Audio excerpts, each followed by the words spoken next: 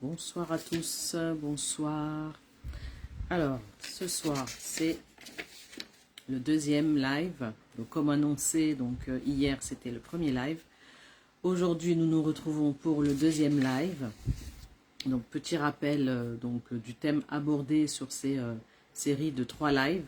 Donc, comment rebondir après la perte d'un être cher. Donc, divisé en 3 sujets. Donc, le premier sujet, c'était hier. Donc, sur le sujet « Pourquoi certaines personnes restent bloquées pendant des années dans leur deuil ?» Voilà, donc nous avons abordé hier ce sujet-là, sur le premier live. Et aujourd'hui, nous allons aborder donc le deuxième live sur le thème « Qu'est-ce qui empêche réellement de rebondir après une perte ?» Voilà, donc je vais faire un petit rappel du thème abordé hier. Donc j'espère que vous allez bien et que vous êtes prêts donc pour la suite, pour le second live. Mais avant de commencer, j'aimerais aborder 2 points.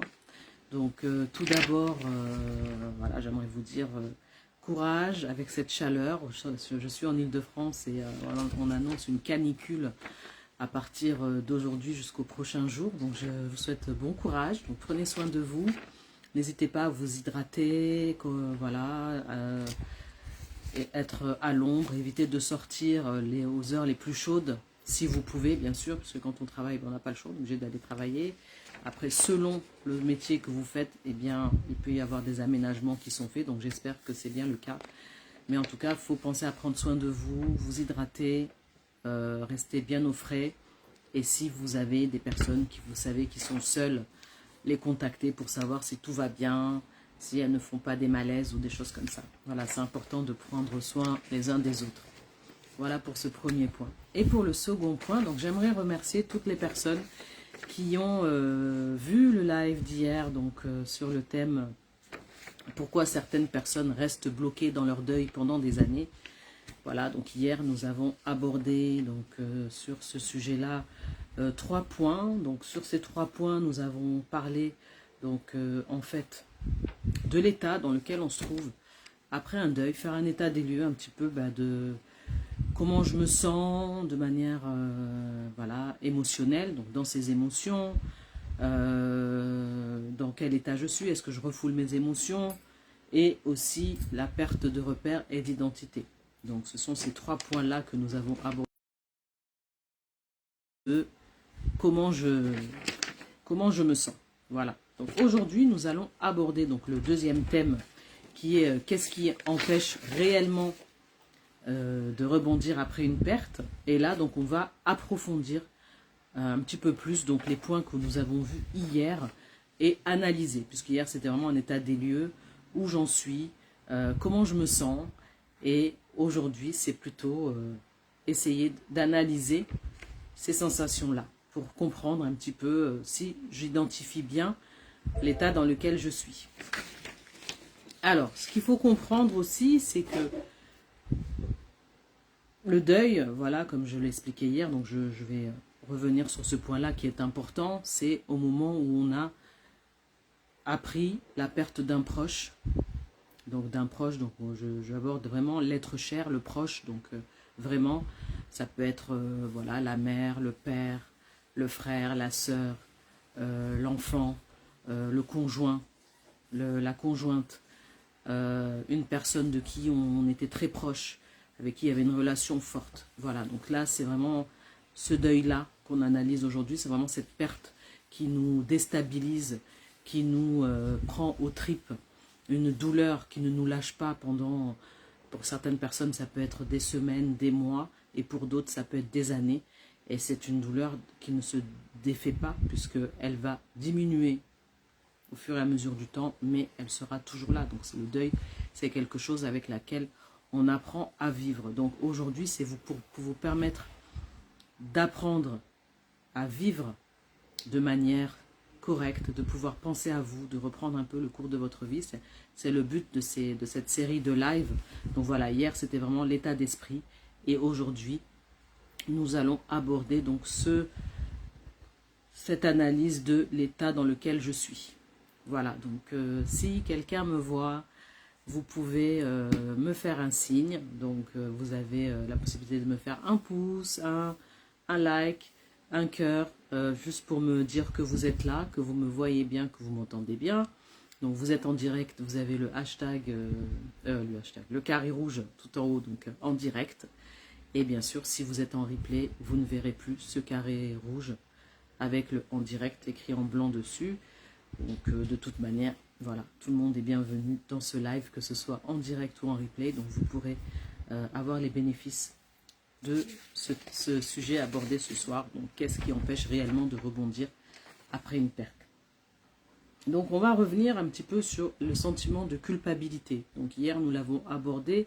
Le sentiment de culpabilité, c'est que souvent, on va se reprocher certaines choses au moment où on a perdu l'être cher, ou la personne défunte au moment du décès. Soit nous n'étions pas présents et donc on va se reprocher le fait de ne pas avoir été là, ou bien nous n'avons pas assez accompagné cette personne auparavant, nous n'étions pas assez en lien avec elle. Donc on va se reprocher des tas de choses. Et si j'avais été là, j'aurais pu faire ça. Et si je l'avais emmené chez le médecin plus tôt, on aurait pu diagnostiquer, mais ça a traîné pendant des mois, etc. Voilà, il y a plein de choses comme ça qui reviennent. Et c'est ce sentiment-là qu'on a. Donc hier, c'était analyser, est-ce que je suis vraiment dans une culpabilité? Est-ce que je me sens en permanence sous pression par rapport à cette culpabilité? Je me juge en permanence, c'est-à-dire c'est vraiment moi-même qui me juge. Ce n'est même pas les autres qui vous jugent, c'est vraiment ce sentiment d'être jugé soi-même et de se reprocher le fait d'aller de l'avant ou d'essayer de reprendre soin de soi, de reprendre une vie normale. C'est un reproche qu'on se fait et donc on est dans cette culpabilité. Aujourd'hui, c'est comment je fais pour sortir de cette culpabilité. Comment je fais et comment je peux analyser, une fois que je sais que je suis dans une culpabilité, qu'est-ce que je dois comprendre en fait. Voilà. Qu'est-ce que je comprends de cette culpabilité que je ressens? Qu'est-ce que je comprends de ce sentiment que j'ai, où je me juge constamment parce que voilà, j'ai été passer une soirée avec des amis, j'aurais pas dû, parce qu'en fait ça me permet d'être dans la joie, d'être dans un moment de bonheur, et donc je culpabilise ensuite parce que par rapport à l'être cher disparu, la personne défunte, je me sens redevable, j'ai ce sentiment de loyauté envers cette personne défunte, et donc je m'empêche de vivre, je m'empêche d'avancer. Donc qu'est-ce qui fait qu'on est dans cet état-là? Donc je ne sais pas si des personnes sont connectées, si vous pouvez répondre, essayer de répondre avec moi en mettant des commentaires pour que je puisse rebondir sur certains de vos commentaires, si vous êtes en ligne bien sûr. Et sinon, vous pouvez le mettre en message, je le verrai ensuite au moment où vous visualiserez le replay, et je répondrai volontiers à certaines réflexions que vous aurez indiquées donc dans les commentaires. Voilà, donc en fait, en réalité, ce qu'il faut comprendre avant toute chose, au moment de ressentir cette culpabilité, comment pourrais-je dire, cette pression où je me juge constamment parce que je vais agir de manière normale finalement, puisque je me rends compte que, eh bien voilà, j'ai participé à un événement, j'étais joyeuse, etc. Et puis là, je vais culpabiliser. Ah non, c'est pas possible. Pourquoi j'ai été à cet événement? J'aurais pas dû, parce que la personne défunte va m'en vouloir. On a ce sentiment-là, on a l'impression qu'on est redevable, que cette personne va vraiment nous en vouloir. Mais ce qu'il faut comprendre, c'est qu'on ne peut pas changer le passé. C'est ça qu'il faut retenir en fait. On ne peut pas changer le passé. Peu importe ce que vous ressentez, ce que vous faites comme action, comme activité, si vous reprenez soin de vous parce que vous commencez à vous sentir un peu mieux, je dis bien un peu mieux, c'est normal d'avancer. Donc on ne peut pas se dire à un moment donné, bien je reste à ce stade-là et je ne bouge pas. Voilà, je reviens encore sur l'exemple d'hier, cette femme qui avait perdu son conjoint 7 ans auparavant et qui disait que c'était comme si c'était hier. Vous voyez, donc rester vraiment sur ce sentiment de culpabilité, s'empêcher de vivre, s'empêcher d'avancer, parce que il y a ce sentiment de loyauté envers cette personne défunte, parce qu'on l'a tellement aimée qu'on a l'impression que si on est joyeux, si on avance dans sa vie, on va la trahir en fait. C'est ce sentiment de trahison qu'on va avoir donc au point de se culpabiliser. Voilà. Donc en fait, voilà, on ne peut pas changer le passé, la personne elle est partie, donc elle nous a quittés. Effectivement, c'est dur de l'accepter, c'est dur de vivre avec, mais à un moment donné, il faut comprendre cela. C'est-à-dire que la personne, elle est partie, peu importe ce que je vais faire, si je me culpabilise ou pas, ça ne changera rien en fait. Donc le passé est le passé, c'est comme ça. Donc malheureusement, on doit le comprendre et pouvoir passer à une autre étape. Alors c'est des petites étapes, hein, un pas devant l'autre, et comme je disais hier, il faut se sentir prêt, se sentir prête pour pouvoir passer à une autre étape. Et ça, personne ne vous en voudra, puisque chacun a son propre rythme.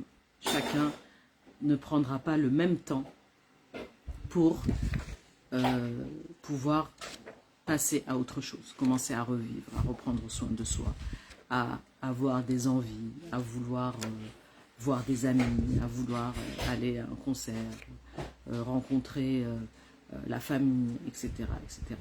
Voilà. Et en même temps, comme je vous disais aussi hier, ce qui est important aussi de comprendre, c'est que vous n'êtes pas forcément seul dans votre douleur. Dans votre douleur, vous êtes aussi peut-être entouré de personnes qui ressentent la même chose que vous, surtout s'ils ont connu cette personne comme vous, au même titre que vous. Vous n'êtes pas forcément seul, donc c'est ça aussi qu'il faut essayer de comprendre. Vous n'êtes pas forcément seul dans cette douleur, dans cette épreuve.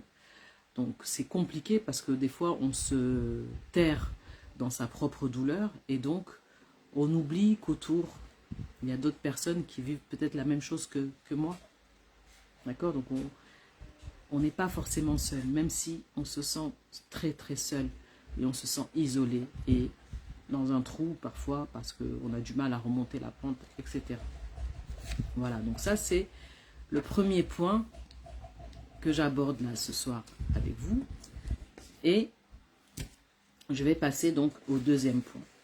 Le deuxième point, c'est pourquoi aussi on s'empêche réellement d'avancer et de rebondir. Pourquoi? Parce que souvent, on se dit, si je continue ma vie, si j'avance, je vais oublier la personne. Je vais l'oublier. Elle va sortir de ma mémoire.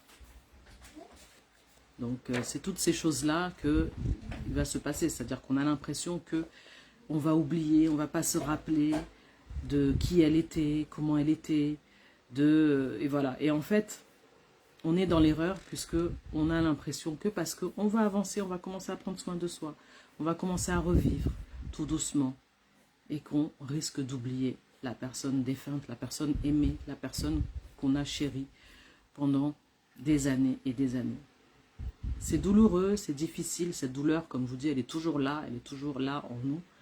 Elle ne nous quitte pas, mais c'est une douleur qui va diminuer au fil du temps. Elle va diminuer, mais elle est toujours là. Par moments, elle se manifestera un peu plus. Et c'est normal. C'est le processus du deuil. Le processus du deuil ne se finit pas.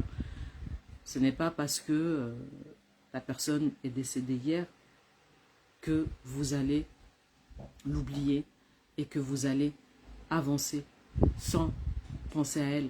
Bien au contraire, elle sera toujours là dans votre cœur, elle sera toujours là avec vous. Elle vous accompagnera partout puisqu'elle est dans vos pensées, elle est dans votre cœur, elle est dans les souvenirs que vous avez avec cette personne. Donc il ne faut pas oublier tout ça. Donc vous ne pouvez pas oublier cette personne. Vous ne la trahirez pas en allant mieux, en commençant à penser à vous, à commencer à reprendre soin de vous. Vous ne la trahirez pas, ce n'est pas une trahison. Bien au contraire. Imaginez ce que cette personne aurait voulu pour vous. Est-ce qu'elle aurait aimé que vous restiez dans cet état de léthargie, dans cet état de tristesse, dans cet état de peine? Elle préférerait que vous preniez soin de vous, que vous alliez bien. Donc pensez à ces choses-là. Parfois ça peut aider, ça peut redonner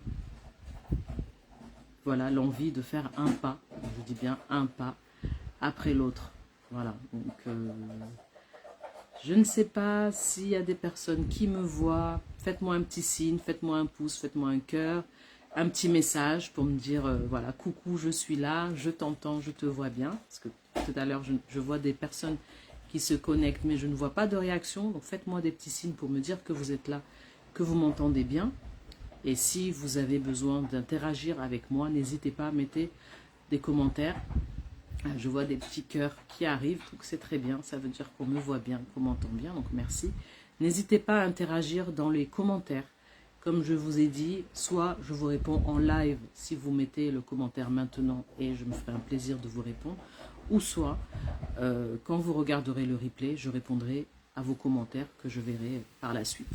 Donc voilà, n'hésitez vraiment pas à interagir parce que chacun peut donner aussi du sens à ce live, peut apporter aussi sa pierre à l'édifice, comme on dit, pour pouvoir aider peut-être d'autres femmes, d'autres personnes qui vivent la même chose et qui se reconnaîtront à travers donc ces tips, ces points que j'aborde dans ces lives.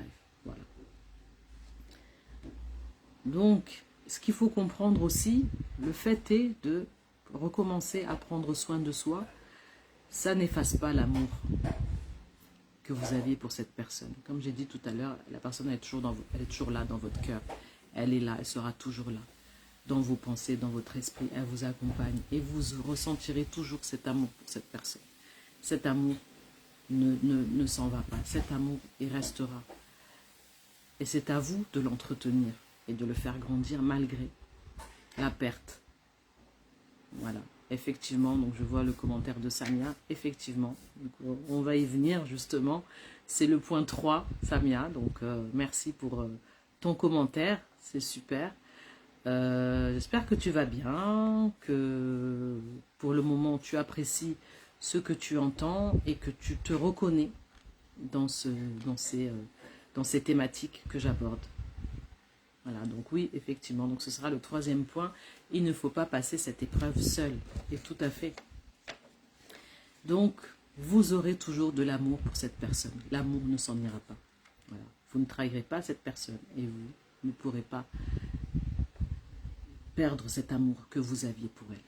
Voilà. Et c'est vraiment ça qu'il faut retenir aujourd'hui, c'est que peu importe le temps que vous prendrez pour avancer dans ce deuil, effectivement, vous ne perdrez pas l'amour pour cette personne et vous ne la trahirez pas. Voilà, donc retenez bien ces points parce que ça peut vous aider, ça peut faire sens pour vous et ça peut également vous permettre d'avancer, ne serait-ce que d'un pas, comme je dis. Voilà, chaque personne prend le temps qu'il lui faut. Une personne ne va au même rythme.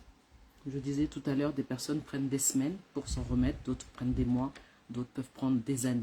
Donc voilà, donc il ne faut pas regarder son voisin et se dire « Ah bah tiens, regarde, hop ». Et puis, sans oublier ce qu'on a dit aussi dans le premier live hier, il y a des personnes qui refoulent aussi ce qu'ils ressentent, ils refoulent leurs émotions et donc on a l'impression qu'ils sont passés à autre chose très vite et on va les juger alors que non. Ils sont encore dans cette douleur mais ils la refoulent et là ça va rejaillir comme un volcan, comme un boomerang comme je disais hier et quand ça revient, ça jaillit d'une manière tellement intense que là ça peut amener à la dépression. À la détresse émotionnelle. Donc il faut faire très attention et c'est pour ça que c'est important aussi de savoir s'entourer et de pouvoir être auprès des personnes qui peuvent nous soutenir. Donc ça peut être nos proches comme je disais, ça peut être la famille, ça peut être des amis, ça peut être une personne qu'on a référente avec qui on est proche, à qui on peut se confier, etc.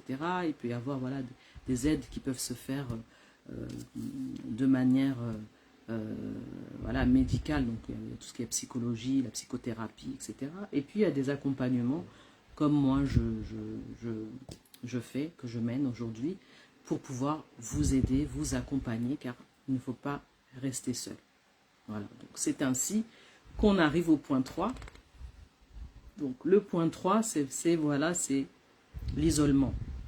Parce que parfois, on est tellement dans sa douleur, on est tellement dans sa souffrance, on est tellement dans un gouffre, dans un tunnel, qu'on ne veut plus voir personne. On ne veut plus voir personne, on ne veut plus sortir de chez soi, on ne veut plus reprendre sa vie.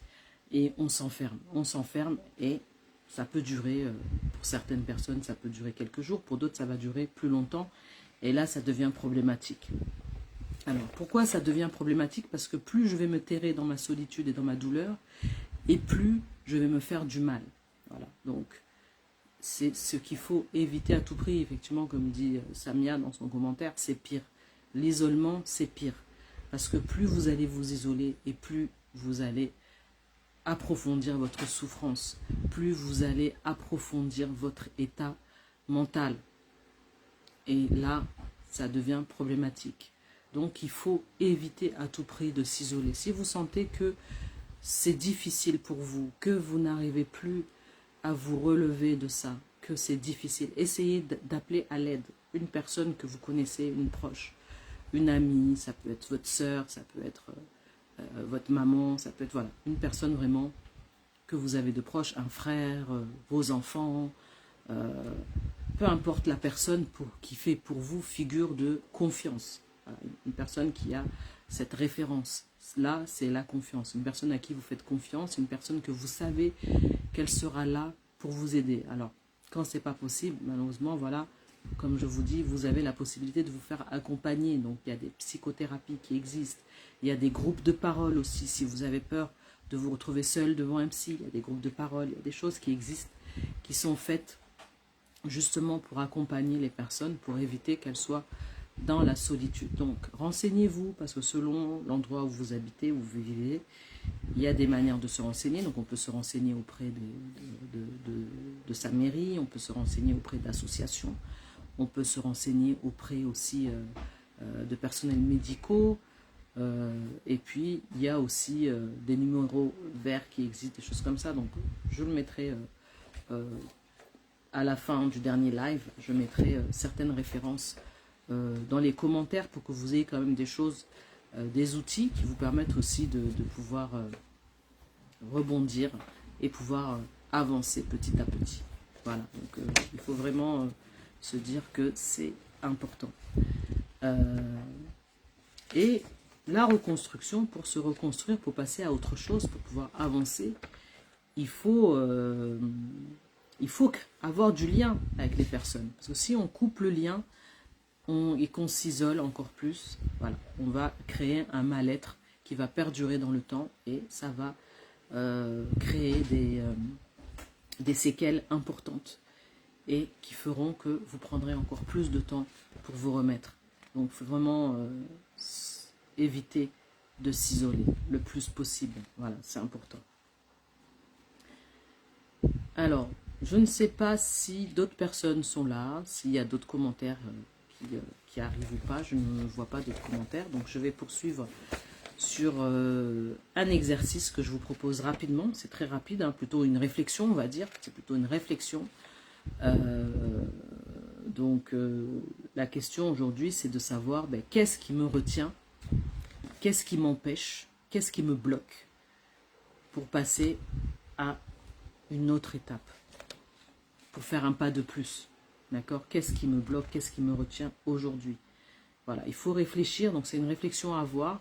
Donc réfléchissez, voilà, la réponse peut arriver tout de suite ou pas forcément tout de suite. Donc si la réponse vous l'avez, vous pouvez me la mettre dans les commentaires. Voilà, donc je regarderai les commentaires pour voir qu'est-ce que vous aurez mis comme réponse. Ou bien elle viendra plus tard, la réponse, mais au moins ça chemine déjà en vous. Voilà, hier c'était le premier live, comme je vous l'avais expliqué, c'était l'état dans lequel je me trouve. Dans quel état je me trouve? Mon état mental, mon état émotionnel. Et puis comment je me sens, dans quel état je me sens par rapport à la culpabilité, le jugement que j'ai de moi, la pression que je me mets. Et aussi où j'en suis par rapport à ma perte de repère, ma perte d'identité, qui je suis. Donc, il ne faut pas oublier que l'identité, elle est très importante. Donc, je reviens sur ce point-là. Pourquoi? Pour vous faire comprendre quelque chose. L'identité, parfois, on s'identifie à cette personne que nous avons perdue. Et lorsque on s'identifie par rapport à la personne que nous avons perdue, on a du mal à s'identifier moi seul, qui je suis et de quoi j'ai besoin. C'est à partir de là où vous vous rendez compte que Il y a quelque chose qui ne va pas puisque je ne sais plus qui je suis perdue.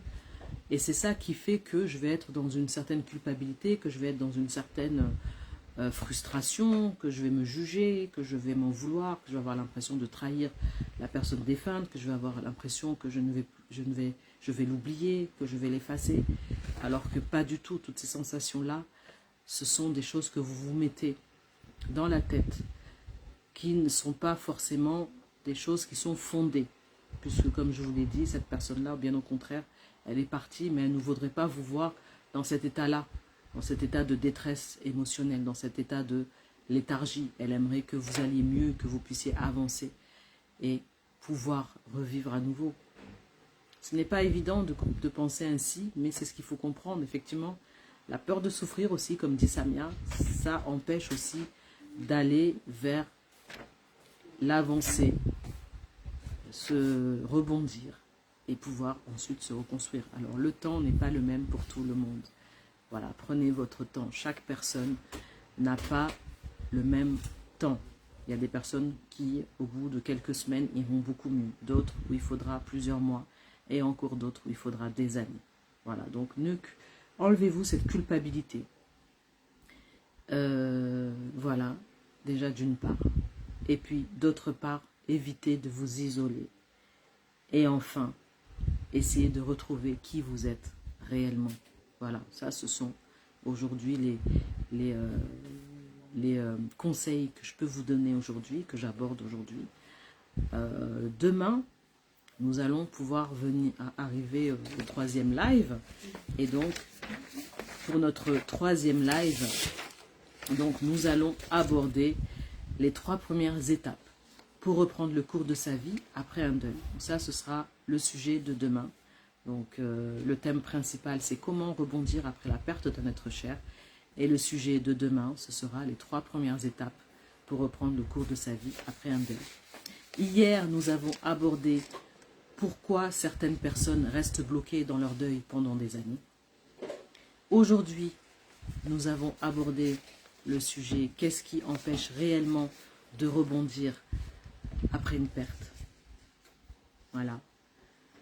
Donc, et sans oublier que vous avez la possibilité, vous allez avoir, donc en commentant bonus dans les commentaires. Voilà, j'ai une petite surprise pour vous, donc c'est un bonus que j'ai créé. Donc c'est un guide qui va vous permettre d'avoir des conseils et des exercices que vous allez pouvoir mettre en place pour tenter d'avancer et de rebondir.